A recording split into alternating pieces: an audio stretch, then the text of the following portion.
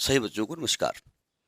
हम बात कर रहे हैं नीट फिजिक्स के जो प्रीवियस ईयर क्वेश्चंस आए हैं, पीवाईक्यू जिनको कहते हैं, आप इस वर्ड से आप नोन होंगे, उसके क्वेश्चंस अपलोड कर रहे हैं।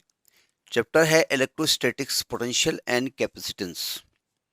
फंडा क्लियर होगा चैप्टर का तभी आप इसकी तैयारी कर रहे होंगे। ठीक है, हम एक वीडियो में एक एक क्वेश्चन अपलोड कर रहे हैं जानबूझ करके, नहीं इसलिए नहीं कि नंबर ऑफ वीडियोज बढ़ जाएं, इसलिए कि आप थोड़ा थोड़ा तैयार करते रहें।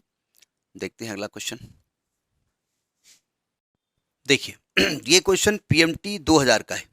जब तक हम क्वेश्चन पढ़ते हैं तब तक आप उस क्वेश्चन को देखिए, आपकी स्क्रीन पे फ्लैश हो रहा होगा।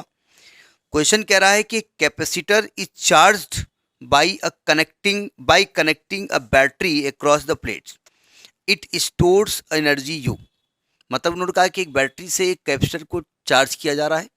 कैपेसिटर्स की कैपेसिटी अब सी मान लेते हैं है, और उसने चार्ज किया होगा तो उसको बैटरी का पोटेंशियल रहा होगा।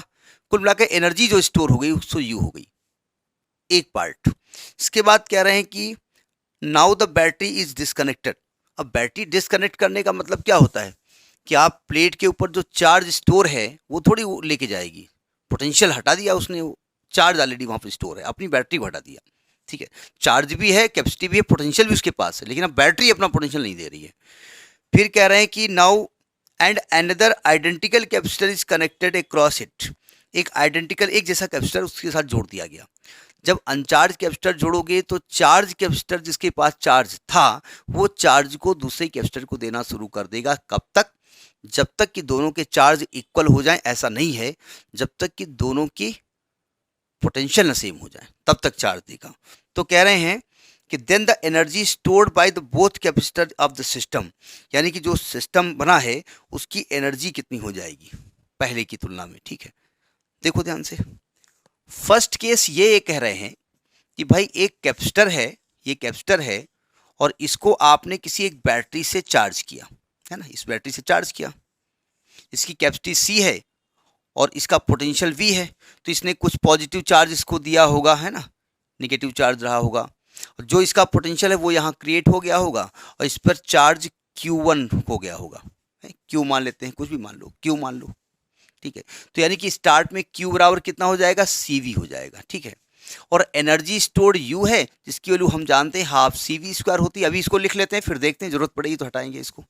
ठीक, अब इन्होंने कहा ऐसा करते हैं कि इस बैटरी को यहाँ से डिस्कनेक्ट कर देते हैं। अब बैटरी डिस्कनेक्ट होगी तो क्या कैपेसिटर से क्या कहेगी, हमको चार्ज वापस करो, है दिया रहा है आपका चार्ज, ऐसे थोड़ी करेगी, चार्ज ऑलरेडी यहाँ पर है।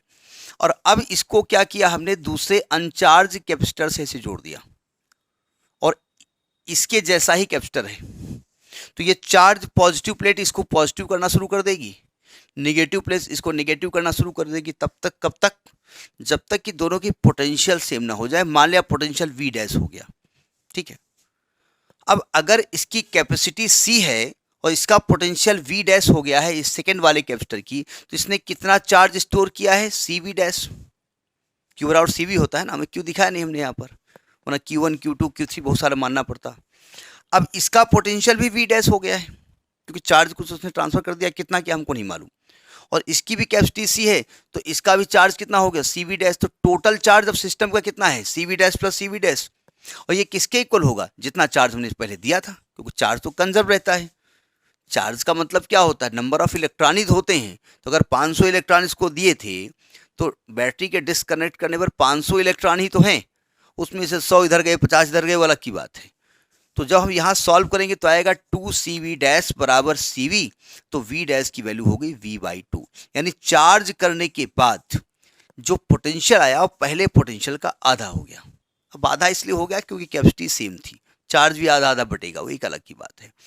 तो फाइनल एनर्जी कितनी हो गई, U2 हाफ C। अब C कौन सा लिखेंगे, C आप यहाँ पर इक्विवेलेंट लेना पड़ेगा पूरे सिस्टम का, और पूरे सिस्टम का जो C इक्विवेलेंट होगा वो होगा 2C, दोनों पैरेलल में जुड़े हुए हैं। तो यहाँ C इक्विवेलेंट लिखा जाएगा इनटू, और V क्या होगा, V डैश का स्क्वायर। तो हाफ C इक्विवेलेंट हो गया 2C और V डैश हो गया V/2 का होल स्क्वायर। इसको खोलेंगे तो कितना आएगा, 2 कर जाएगा, तो आएगा 1/4 CV स्क्वायर। तो ये बाद की एनर्जी है, लेकिन आपको बाद की एनर्जी और पहले की एनर्जी को कंपेयर करना है। तो मैथमेटिकली तो आप समझ रहे हैं इसको कि ये इसका आधा है, ठीक है, तो समझ रहे हैं तो अच्छी बात है कि U2 जो है वो पहले वाली एनर्जी का आधा हो गया, आपका आंसर आ गया। और नहीं समझ रहे हैं आप तो दोनों को डिवाइड कर दो, U2 को U से डिवाइड कर देते हैं। U2 बोले तो 1/4 CV स्क्वायर बाई 4, और ये आएगा नीचे CV स्क्वायर बाई 2 ऊपर जाएगा, CV स्क्वायर कट गया, 2 से 2 कट गया, तो U2 बराबर अपान U बराबर 2, अब 1/2 क्रॉस मल्टीप्लाई करेंगे तो 2U2 बराबर U, तो U2 की वैल्यू आएगी U/2। तो ऐसे भी निकाल सकते हो, वैसे भी निकाल सकते हो, ठीक है। तो आपकी जो फाइनल की एनर्जी होगी पहले वाली एनर्जी की आधी हो जाएगी। ऐसे क्वेश्चन पहले भी आए हैं कि कितनी एनर्जी लॉस हो जाएगी। अगर फाइनल की एनर्जी पहले की आधी हो गई मतलब आधी लॉस हो गई, और आधी लॉस हो गई तो 50% लॉस हो गई। ऐसा क्वेश्चन पूछा गया है कि एनर्जी कितनी लॉस होती है, कब, जब कैपेसिटर सेम है। एक बार एक में था चेंज था जिसमें 80% लॉस हुई थी, तो ऐसा भी क्वेश्चन आपने देखा है। तो दी क्वेश्चन PMT 2000 का है। Next the next video. Thank you.